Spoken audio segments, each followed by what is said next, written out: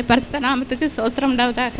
முதலாவதாக டிசம்பர் மாதம் வந்திருக்கும் போது, உனக்காக நான் ஆயத்தம் பண்ணின ஸ்தானத்திலே குடும்பத்திலே உன்னை கொண்டு போய் சேர்ப்பதற்கு ஒரு தூதனை உனக்கு முன்பாக அனுப்பிவிட்டேன் என்று வாக்குத்தத்தத்தை கொடுத்தார். அதே போல் ஜனவரி மாதம் 2019 வந்தேன். அப்பொழுது நாங்கள் வியாபாரம் பண்ணி கொண்டு வியாபாரத்தில் பெருக்கும், குடும்பத்தில் நல்ல காரியம், மனதிலே சமாதானம், அப்படி சொல்லி 3 பாயிண்ட் சொல்லி ஜெபித்தார்கள். ஜீவ விருட்சத்தின் கனி இந்த வருஷத்திலே உன் கையில் கிடைக்கும் என்று மகளுக்கு ஜெபிக்கும் போது சொன்னார்கள். அதே போல் மகளுக்கு அருமையான ஒரு மகனை தேவன் கொடுத்தார்.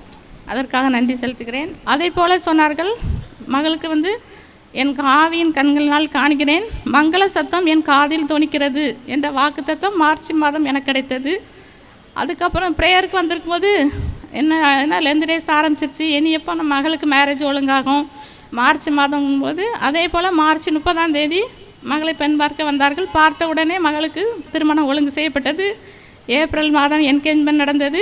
மே 30ஆம் தேதி கடவுள் அருமையாக மகளுடைய திருமணத்தை நடத்தி முடித்தார். கடவுளுக்கு கூட நன்றி செலுத்துகிறேன். கர்த்தரி நாமத்திற்கு ஸ்தோத்திரம். போன மாதம் முதல் முறையாக நாங்கள் இங்கே இந்த கூட்டத்துக்கு வந்திருந்தோம். ஆண்டவர் என் பிள்ளைகளோட ஃபீஸ் காரியத்தை இங்கே ஸ்பாட் மிராக்கிள் செஞ்சார். கர்த்தருக்கு கொடான கொடி ஸ்தோத்திரம். கர்த்தருடைய நாமத்துக்கு ஸ்தோத்திரம். நான் லாஸ்ட் மந்த் இங்கே ஜெபத்துக்கு வந்திருக்கும் போது எனக்கு இந்த கையை அசைக்கவே முடியாத அளவுக்கு ஒரு வலி இருந்துச்சு. என்னால் மடக்க முடியாது, நீட்ட முடியாது, ரொம்ப வேதனைப்பட்டேன். நான் ரொம்ப ப்ரே பண்ணிவிட்டு இந்த இடத்துல நான் ஜெபிக்க வந்தேன்.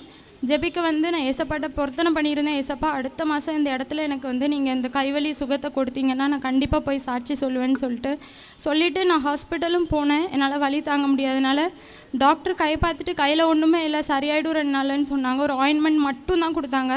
அதே மாதிரி 3ஆவது நாள் எனக்கு அந்த கைவலி இருந்த இடமே தெரியாத மாதிரி ஆயிடுச்சு. ஏசப்பா பெரிய கிருபை பண்ணாங்க. அதற்காக ஏசப்பா அல்லேலூயா.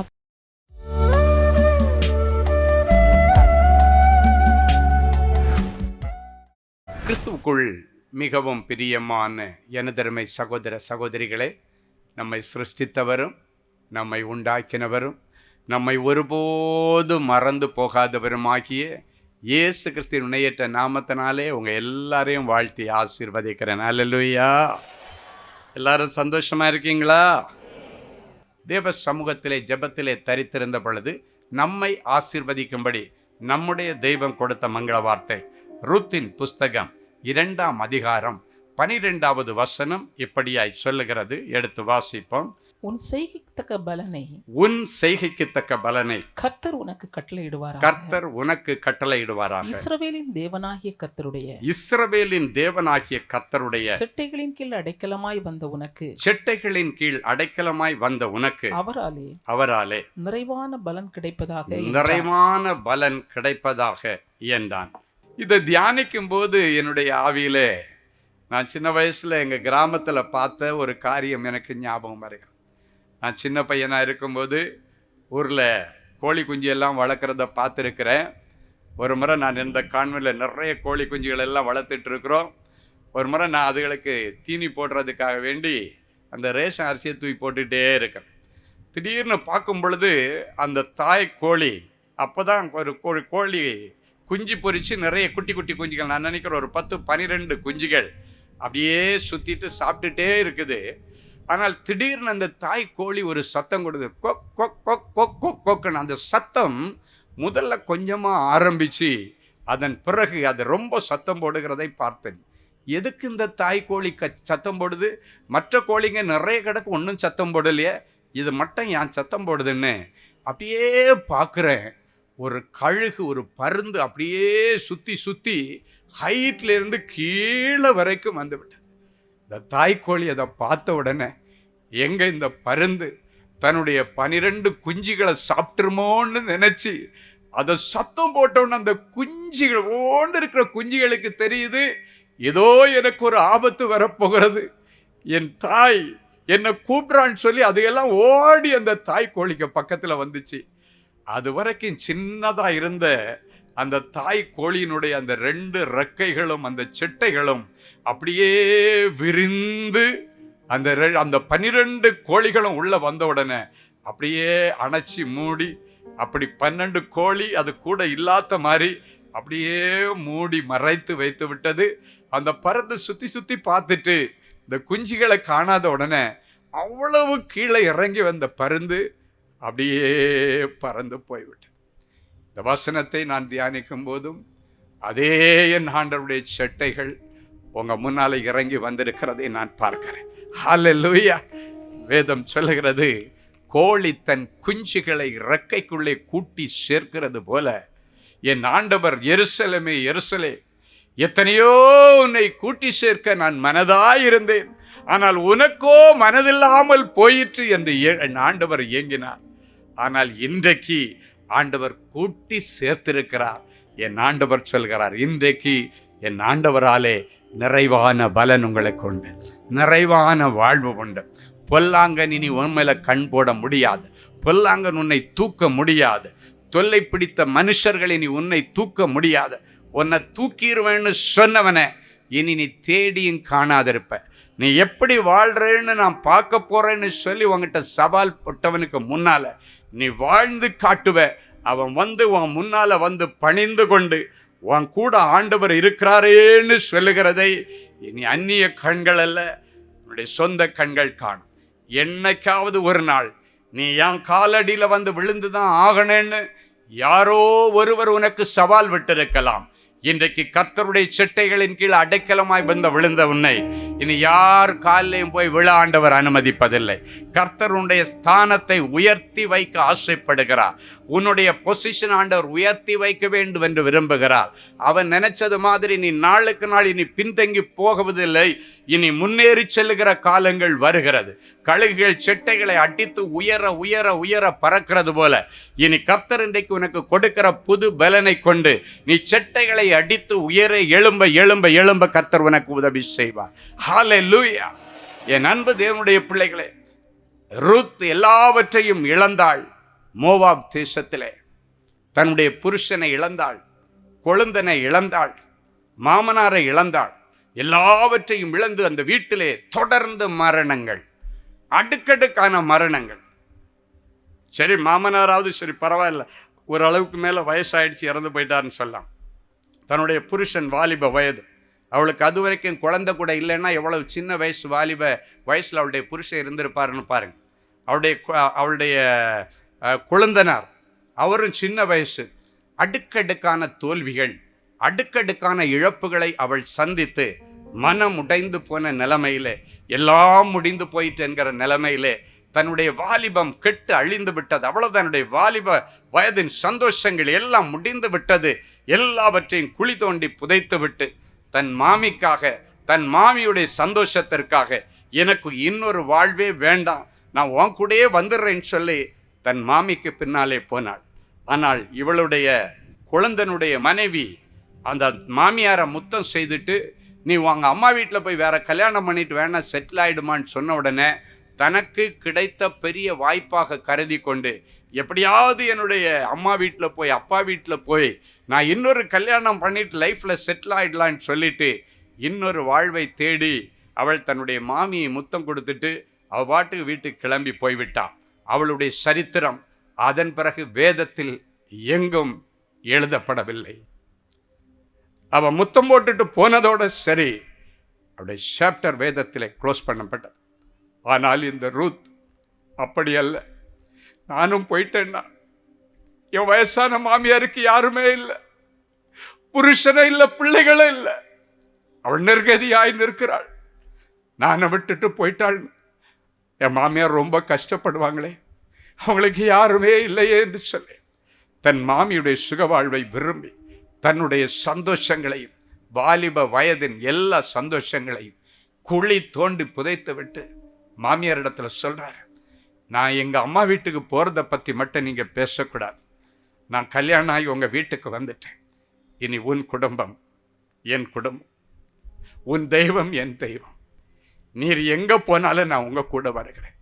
நீர் மறிக்கிற இடத்துல தான் நானும் மறிப்பேன். இன்னொரு கல்யாணத்தை பற்றி என்னால் நினச்சி பார்க்க முடியாது. இன்னொரு வாழ்க்கையை குறித்து எங்கள் அம்மா வீட்டுக்கு போகிறத பற்றி நீங்கள் பேசவே கூடாது என்று சொல்லி தன் மாமியுடைய சுக வாழ்வை விரும்பி தன்னுடைய மாமியோடு கூட அவங்க சொந்த ஊராகிய பெத்லகேமுக்கு புறப்பட ஆரம்பித்தாள். அவளுக்கு ஒரு நல்ல செய்தி கிடைக்கிறது. அவங்க மாமியார்கள் நகோமிக்கு ஒரு நல்ல செய்தி கிடைக்கிறது. நம்ம சொந்த ஊரில் பெத்லகேமில் இப்பொழுது ஆகாரம் தாராளமாய் கிடைக்கிறது. நீ அங்கே வந்தியன்னா உனக்கு சாப்பாட்டுக்கு ஒரு குறையும் இருக்காது என்கிற செய்தி வந்த உடனடியாக அந்த வயதான விதவை, இளவயதின் விதவையாகிய தன்னுடைய மருமகள் ரூத்தையும் அழைத்து கொண்டு ஆகாரத்திற்காக இழப்பின் தேசத்தை விட்டு அப்பத்தின் வீடாகிய பெத்லகேமுக்கு புறப்பட்டு போனாள். என் அன்பு தேவனுடைய பிள்ளைகளே, ஒருவேளை நீங்களும் இந்த நாளில் வீட்டில் குடும்பத்தில் தொடர்ந்து அழிவுகள், உயிர் சேதங்கள், பண சேதங்கள், பெயர் சேதங்கள், அழிவுகளையே பார்த்து பார்த்து மனம் நொந்து போய், என்ன ஆண்டவரே நான் எங்கே போயிட்டு இருக்கிறேன்னு எனக்கே தெரியல, ஏன் என்னுடைய குடும்பத்தில் இத்தனை அழிவுகள், ஏன் இத்தனை தொடர் மரணங்கள் ஆண்டவர், ஏன் எனக்கு மாத்திரம் இத்தனை அடி மேல அடி எதுக்கு ஆண்டவரே? ஒரு கஷ்டம் தாங்கி எழும்பி வர்றதுக்குள்ளால இன்னொரு கஷ்டம் வந்துட்டு இருக்கு. யோர்தானிலே பிரவாகித்து வருகிற தண்ணி என்னுடைய வாழ்க்கையில சோதனையாக வந்து கொண்டே இருக்கிறது. தாங்க முடியல ஆண்டவரே, போதும் ஆண்டவரே என்று சொல்லி ஒருவேளை எலியாவை போல நீயும் என்னை எடுத்துக்கொள்ள ஆண்டவரே. நான் எத்தனை காலம் தான் கஷ்டப்படுறது, என்னால முடியல ஆண்டவரே, பேசாம என்னை எடுத்துங்க என்று சொல்லி எலிய அழுததை போல நீங்கள் அழுது கொண்டிருக்கலாம். அன்னைக்கு ரூத்தினுடைய நிலைமை அப்படித்தான் இருந்தது, தொடர் அழிவுகள். ஆனால் அந்த அழிவுகளின் மத்தியிலே உள்ளங்கையளவு மேகம் போல ஒரு நல்ல செய்தி தூர தேசத்தில் பெத்லகேமிலிருந்து வருகிறது. அங்க வந்து அவங்களுக்கு ஆகாரம் கிடைக்கிறது, சாப்பாடு கிடைக்கும் என்று சொல்லி அந்த செய்தியை கேட்டு அவள் தன் மாமியோடு கூட பெத்லகேமுக்கு போனாள். அங்கு போகும் பொழுதுதான் அவளுடைய வாழ்க்கை மறுபடியும் துளிர்க்க ஆரம்பிக்கிறது. ஆகாரத்திற்கு வழி இல்லாம வயலில் அவர்கள் அறுத்து கொண்டு போகிற நெல், அந்த கோதுமை மணிகள், அந்த கதிர்களை அறுத்து முடிஞ்சதற்கு பிறகு கீழே விழுந்து தொழிந்து விடுகிற அந்த கதிர்களிலிருந்து விழுகிற அந்த சின்ன நெல் மணிகளை, அந்த கோதுமை மணிகளை பொறுக்கும்படிக்கு அவள் போகிறாள். அதை பொறுக்கிட்டு வந்து வீட்டில் கஞ்சி வச்சா தான் அவளும் அவளுடைய மாமியும் சாப்பிட முடியும். அப்படிப்பட்ட ஒரு சூழ்நிலையில தான் அவள் போனாள். ஒரு நாள் அப்படிப்பட்ட வேதனையின் அப்பத்தை அவள் சம்பாதிக்க போகும்போது அவளுடைய வாழ்க்கையில் ஒரு புதிய விடிவு காலம் பிறக்கிறது. ஆண்டவருடைய காலங்கள் கைகூடி வருகிறது. ஆண்டவர் அவளை ஒரு பெரிய செல்வ சீமானுக்கு கொடுத்து அவளுடைய வாழ்க்கையை மறுபடியும் துளிர்க்க பண்ண வேண்டும் என்று ஆண்டவர் விரும்பினார். என் அன்பு தேவனுடைய பிள்ளைகளை, அப்பொழுதுதான் போவாசுடைய வயலிலே அவள் நெற்கதிர்களை பொறுக்க போனாள். நெற்கதிர்களை பொறுக்க போன அந்த முதலாளி கண்களிலே அவளுக்கு தயவு கிடைத்தது. அவன் சொல்லுகிறான், இன்றைக்கு நீ அந்த மோபாப் தேசத்திலிருந்து பெத்லகேமுக்கு வந்து விழுந்துட்டேன்னு நீ நினைக்காத, நீ கர்த்தரிடத்திலே அடைக்கலமாய் வந்து விழுந்திருக்கிறாய். இந்த பெத்லகேம் பட்டணம் அல்ல, இந்த கிராமம் அல்ல, இந்த ஊர் அல்ல, நீர் அந்த அழிவின் பட்டணத்திலிருந்து கர்த்தரிடத்திலே வந்து அடைக்கலமாய் விழுந்திருக்கிறாய். எனவே இன்னிலிருந்து உனக்கு நிறைவான பலனை கர்த்தர் உனக்கு கொடுப்பார் என்று போவாஸ் மூலமாக கர்த்தர் முதலாவது அவளுக்கு வாக்கு கொடுத்தார். அதன் பிறகு சொன்ன வாக்கை நிறைவேற்றினார். ஹல்லேலூயா. அவருடைய வாழ்க்கையில் அடுக்கடுக்கான ஆசீர்வாதங்கள். என் அன்பு தேவனுடைய பிள்ளைகள் அவள் நினைத்து கூட பார்க்க முடியவில்லை. எந்த முதலாளியுடைய வயலிலே கோதுமை மணிகளை பொறுக்க போனாலோ அந்த செல்வ சீமானாகிய அந்த மனுஷனை கர்த்தர் அவளுக்கு வாழ்க்கை துணையாக கொடுத்தார். போவாஸ் என்று அவருக்கு பெயர். போவாஸ் அவளுக்கு வாழ்க்கை துணையாய் கொடுத்தது மாத்திரமல்ல, போவாஸ் மூலமாக நல்ல சந்ததியை பெற்றெடுக்க உதவி செய்தார். அந்த சந்ததியிலே தான் என் இயேசு பிறந்தார். ஹல்லேலூயா. என் அன்பு தேவனுடைய பிள்ளைகளே, இன்றைக்கு ஆண்டவர் உங்களை பார்த்து சொல்றாரு, பெத்லகேமிலே ஆகாரம் உனக்காய் இருக்கிறது. ஏதோ ஒரு பட்டணத்திற்கு கர்த்தர் உன்னை அனுப்புகிறார், ஏதோ ஒரு ஊருக்கு உன்னை கர்த்தர் அனுப்புகிறார். இல்லைன்னா நீ இருக்கிற ஊரில் உனக்காக கர்த்தர் ஒரு விசேஷித்த ஆசீர்வாதத்தை இன்றைக்கு திறந்து கொடுக்கிறார். வேதத்தில் ஒரு அருமையான வசனம் இருக்கிறது, இனி நீ பசியா இருப்பதும் இல்லை, தாகமாய் இருப்பதும் இல்லை, உஷ்ணமாயிலும் வெயிலாயிலும் உன்மேல் படுவதும் இல்லை. காரணம், உனக்கு இறங்குகிற கர்த்தர் உன்னை நடத்தி நீரூற் சண்டையிலே கொண்டு போய் விடுவார். ஹல்லேலூயா. அப்படின்னா இன்னைக்கு உனக்காக ஒரு வாழ்வின் நீரூற்றை கர்த்தர் திறக்க விரும்புகிறார். உன்னுடைய வாழ்க்கையிலும் எவ்வளவோ அழிவுகள், நீ பெத்லெகேமில் வந்திருக்கிறேன்னு போவாஸ் சொல்லவில்லை. கர்த்தருடைய செட்டைகளின் கீழ் அடைக்கலமாய் வந்து விழுந்திருக்கிறாய். இன்றைக்கு உங்களையும் ஆண்டவர் அதே தான் சொல்றார். என்னுடைய செட்டைகளின் கீழ் அடைக்கலமாய் வந்து விழுந்திருக்கிற உனக்கு இனி என்னாலே நிறைவான பலனை கர்த்தர் கொடுப்பேன் என்று சொல்கிறார். அல்லேலூயா. ஒரு சகோதரி வந்து அழுதுட்டு இருந்தாங்க. அவருடைய புருஷன் அவங்கள விட்டுட்டு போயிட்டாங்க. இன்னொரு மனுஷியோடு கூட அவன் போய் வாழ்ந்து கொண்டிருக்கிறான். இந்த துக்கம் அவளால் தாங்க முடியவில்லை. வந்து சொல்கிறா, பலமுறை நான் என் உயிரை மாற்றிக்கலான்னு நினச்சேன், ஆனாலும் என்னைக்காவது ஒரு நாள் எனக்கு நல்லது நடக்குன்னு சொல்லி சொல்ல சொல்ல சொல்ல அப்படியே கண்ணில் இந்த மட மட மட மடன்னு ஊற்றுது. சின்ன குழந்தைங்க 2 வயசு தான் இருக்கு அந்த பிள்ளைக்கு. அந்த பிள்ளை அந்த தாயினுடைய கண்ணீரை துடைத்து விட்டதை பார்த்து என்னுடைய இருதயத்தில் நெகிழ்ந்து போய், அந்த பிள்ளைக்கு இந்த தாய் எதுக்கு அழுறான்னு தெரியாது, ஆனால் எங்கள் அம்மா அழுறா, அது மட்டும்தான் அந்த குழந்தைக்கு தெரியுது. பிஞ்சு பிள்ளைங்க, 2 வயசு பிள்ளை. அந்த தாயினுடைய கண்ணீரை துடைத்து விட்டார். அப்பொழுதுதான் என் ஆவியிலே நான் பார்த்த காரியம், நான் சொன்னேன், கர்த்தர் எல்லாருடைய முகத்தில் உள்ள கண்ணீரை துடைத்து உன்னுடைய நிந்த இந்த பூமியில இராதபடிக்கு முற்றிலும் மாற்றிப்படுவார். கர்த்தரே இதை சொன்னார். கர்த்தரே இதை சொன்னார். அன்பு தேவனுடைய பிள்ளைகளை, இந்த வார்த்தையை சொன்ன உடனே அவருடைய கண்களில் ஒரு சந்தோஷத்தை பார்த்தேன், முகத்தில் ஒரு சந்தோஷம். அந்த பிள்ளை அவள் அழும் பொழுது அந்த பிள்ளையுடைய கையில் சொட்டு சொட்டா அந்த கண்ணீர் விழுந்தது. அழகாக நான் கவனிக்கிறேன். அந்த குழந்தை எடுத்து அப்படியே தன் ட்ரெஸ்ஸில் அப்படி தொடச்சி விட்டுட்டு சந்தோஷமாக கம்பீரமாக போனாள். நான் விசுவாசிக்கிறேன், இயேசு அந்த தாயினுடைய பிள்ளையுடைய கண்ணீரை முழுவதும் துடைத்து விட்டார். இன்னைக்கும் ஒருவேளை நீங்களும் ஒரு காலத்தில் உங்கள் பிள்ளைகளுடைய கண்ணீரை நீங்கள் துடைத்தீர்கள், ஆனால் இன்றைக்கு உங்களுடைய பிள்ளைகள் உங்களுடைய கண்ணீரை துடைக்கிற அளவுக்கு உன்னை குறித்து ரொம்ப வேதனையோடு வந்திருக்கலாம். ஆண்டவர் இன்னைக்கு உன்னுடைய பிள்ளை உன்னமத்துவம் எடுக்கிற முயற்சிகளை கர்த்தர் ஆசீர்வதிப்பார். உனக்காக உன் பிள்ளை எடுக்கிற ஒவ்வொரு முயற்சிகளிலும் கர்த்தருடைய கரம் முன்னோடு கூட இருக்கும். ஒரு வாலிப மகள் ஒரு கார் வாங்க வந்தா.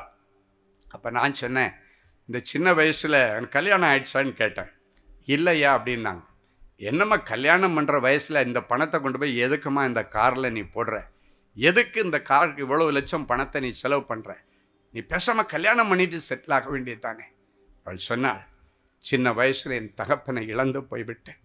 என் தாய் தான் எனக்கு தாயும் தகப்பனுமாய் இருந்தார். எங்கள் அம்மா வீடு வீடாக போய் பாத்துகளை தொலைக்கு கொடுத்து, வீடு வீடாக போய் சமையல் பண்ணி கொடுத்து, ஊராருடைய துணியெல்லாம் துவைச்சி போட்டு என்னை படிக்க வச்சு ஆளாக்குனாங்க. என் கண்ணு காண எங்கள் அம்மா சந்தோஷமாக இருந்ததை பார்த்ததே இல்லை. எங்கள் அப்பா உயிரோடு இருக்கும்போது குடிச்சிட்டு வந்து நித்த எங்கள் அம்மாவை அடிப்பாங்க, அழுது கொண்டே தான் இருப்பாள்.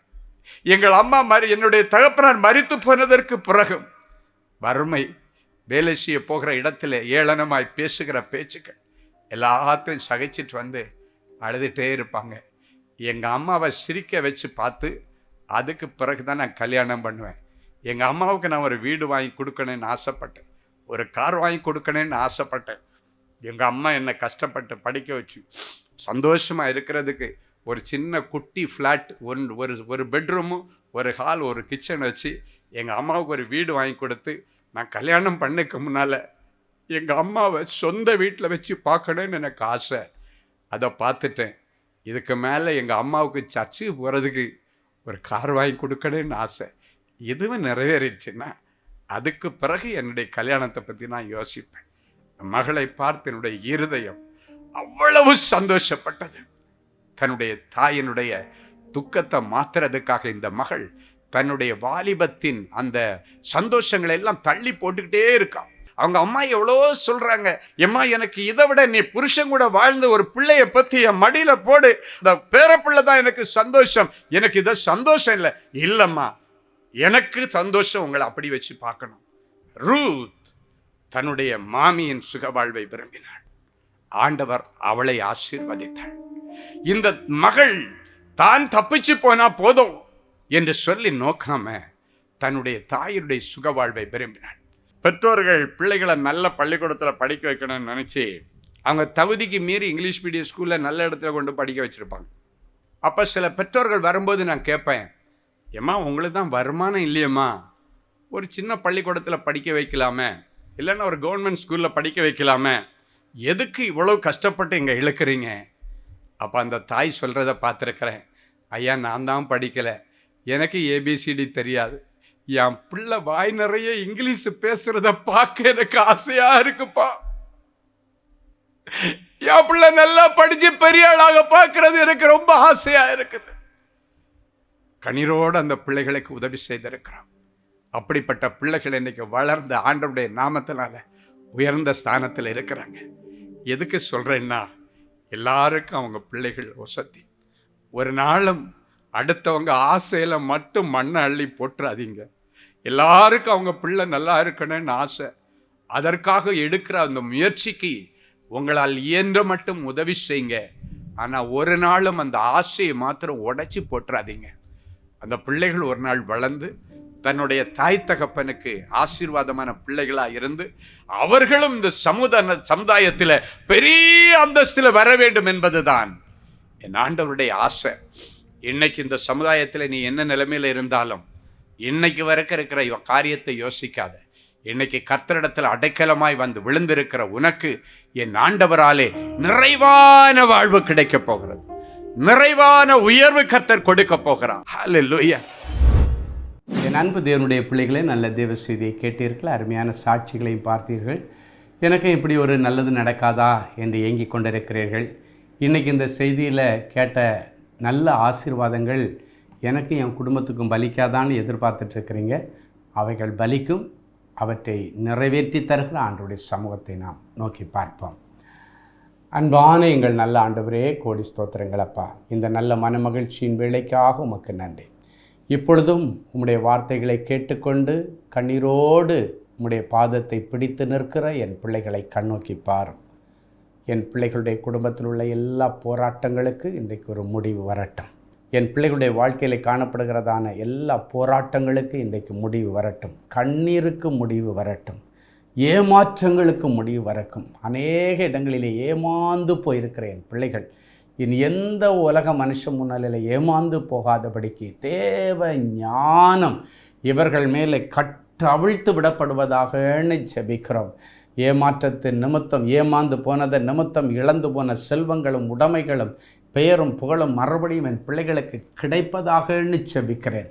எந்தெந்த பிள்ளை வேலைக்காக பணத்தை கொடுத்து கொண்டு ஏமாந்து நிற்கிறார்களோ, இலவசமாக வேலையும் கொடுத்து பணத்தையும் திரும்பி பெற்றுக்கொள்ள கர்த்தர் அனுக்கிரகம் பண்ணுவீராக.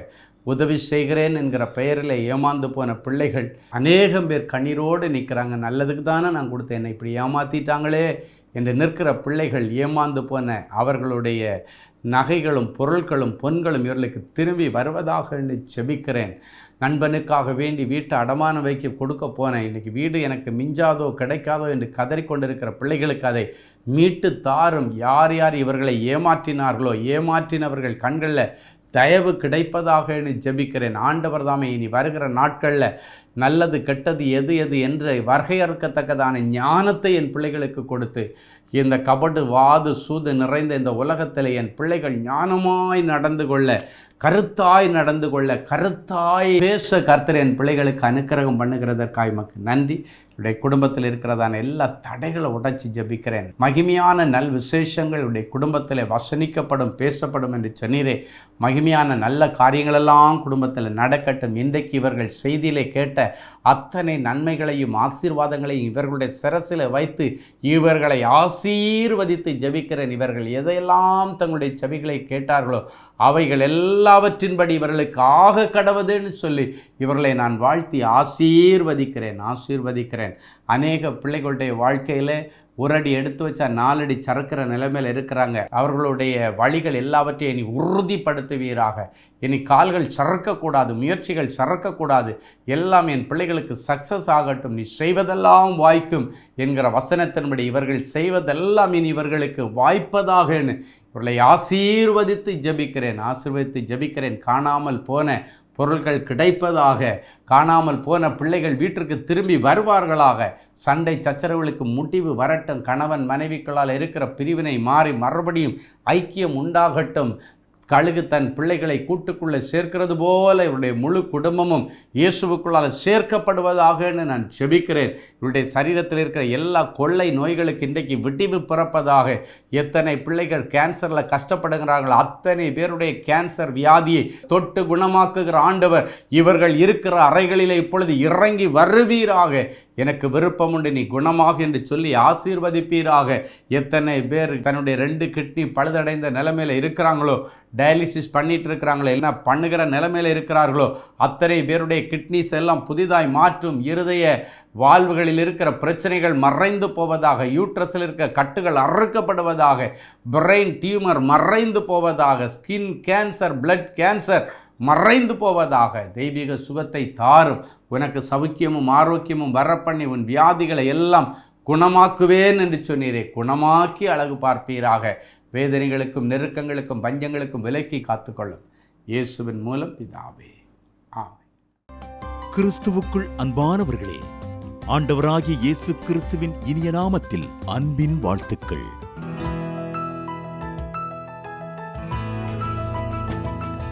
எங்களுடைய மார்வெல் திருமண தகவல் மையத்தை ஆன்லைன் சேவை மூலம் உங்களுக்கு அறிமுகப்படுத்துவதில் நாங்கள் மிகுந்த மகிழ்ச்சி அடைகிறோம்.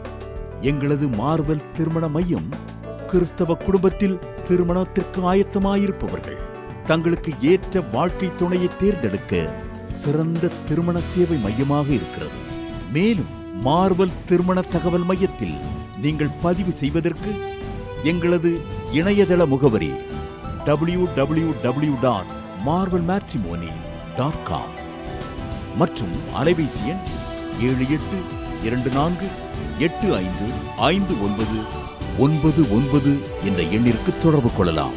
சென்னை, நாகர்கோவில் மற்றும் மும்பை நகரில் உள்ளவர்கள் பதிவு செய்ய விரும்பினால் கீழ்க்கண்ட விலாசங்களில் உள்ள எங்களது அலுவலகங்களோடு தொடர்பு கொள்ளலாம். Email info@marvelmatrimony.com. ஆண்டவர்தாமே உங்களை அளவில்லாமல் ஆசீர்வதிப்பாராக. ஜெனசிஸ் கிரியேஷன்ஸ் மீடியா அகாடமியில் 3 மாதங்களில் தொழிற்கல்வி சான்றிதழோடு video editing, videography, photography, drone piloting, studio recording, Photoshop, live streaming, live video mixing and live sound mixing ஆகிய தொழிற்கல்விகள் பயிற்றுவிக்கப்படுகிறது. புது தொழில் நுணுக்கங்களுடன் குறைவான கட்டணத்தில் நிறைவான தொழிற்கல்வி பெற்றுக்கொள்ள உங்கள் எதிர்கால கனவை நினைவாக்க எங்களது ஜெனசிஸ் கிரியேஷன்ஸை இன்றே தொடர்பு கொள்ளுங்கள். மேலும் விவரங்களுக்கு 7824850999 என்ற எண்ணை தொடர்பு கொள்ளுங்கள். அன்பு தேவனுடைய பிள்ளைகளே, இந்நிகழ்ச்சியின் மூலம் நீங்கள் பெற்றுக்கொண்ட ஆசீர்வாதங்களை உங்கள் ஜெப விண்ணப்பங்களையும் அனுப்ப வேண்டிய முகவரி தேவனின் அன்பு ஊழியங்கள், எண் 340B பார் 1A 3B1 Vinayak avenue, OMR road, Okkiyam, Thoraipakkam, Chennai 600097. இது இந்தியன் ஆயில் பெட்ரோல் பங்க் எதிரில் அமைந்துள்ளது மற்றும் காக்னிசன்ட் டெக்னாலஜி சொல்யூஷன்ஸ் அருகிலும் அமைந்துள்ளது. மின்னஞ்சல் prayer@godsloveministries.co.in. எங்களது இணையதளம் www.godsloveministries.co.in. மேலும் 24 மணி நேர ஜெப உதவிக்கு 04454479999 மற்றும் 9941950999 என்ற எண்களுக்கு தொடர்பு கொள்ளுங்கள். கர்த்தர் தாமே உங்களை ஆசீர்வதிப்பாராக.